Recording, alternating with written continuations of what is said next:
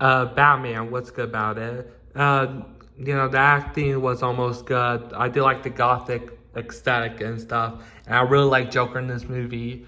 But I wish Batman had a little bit more to do. But I did like his relationship with Vicky Vale, even though Batman is awkward. But it's like, he barely has human interaction apart from Alfred, so it makes sense for this interpretation of Batman.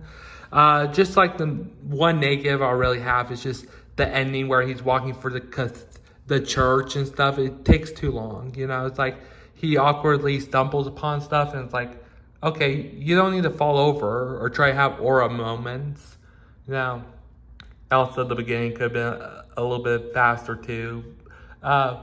But it's a very good movie, B plus. And then you got Batman Returns, which went a little bit too Tim Burton-y. Like, I would wish that the Penguin was a little bit better, like his plans were a little bit better, evil plans, and I wish he had the brotherly connection with Shrek that they removed from the movie. I think that would have been a good addition to the movie. But I like the Catwoman stuff. Batman and her have really good chemistry together. Like, that's one of the highlights of the movies. But again, with the opening credits, a little bit long, but it has good music. And it's a B. I got to see why parents didn't want to take their kids to it, because it is a little bit dark and a little bit weird too. And then you got Batman Forever, which new director. Val Kilmer was a good Batman. I just wish he didn't have the nipple suit. And then Chase Meridian, wants him, so lusty after him, and it caused Two-Face to get away. She distracted him 2 or 3 times, and it was a little bit annoying.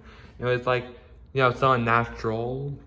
But I did like the Riddler. Jim Carrey did a good job. But I wish Two-Face was played more seriously, to contrast the Riddler. I think that would have been better. It should have just been a little bit more serious with the the Dick Grayson stuff too. They should have cast an actual teenager, not a grown man. But it wasn't a bad movie. I give it a B. And then you got Batman, Batman and Robin. And this is sort of dumb in areas, but it's funny bad. Kind of trying to be like Adam West, but the writing isn't as good.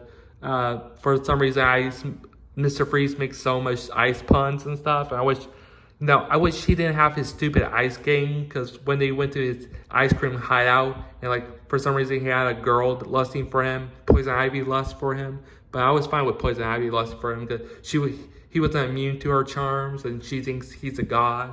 I thought that was a little bit interesting. But I was just made him serious when he's not talking to Batman, and then when he thought his wife died, then he should have gone full serious. But yeah, it's dumb in places. Dick Grayson was a little bit annoying. They made Barbara, connected to Alfred, and Alfred's dying, and that was a little bit weird. I would have had Batwoman, Batgirl, a better part of this movie. Instead of thinking she thinks Alfred's a slave to Batman and Robin. Which was better written. But it is pretty funny to see how bad it is in places. But I don't think it's that bad of a movie. I just think it needed a little bit of better plot. Be a little bit more serious. But the acting isn't bad. It was very okay. Forever, and this one's very okay. And yeah, I give Batman and Robin a C.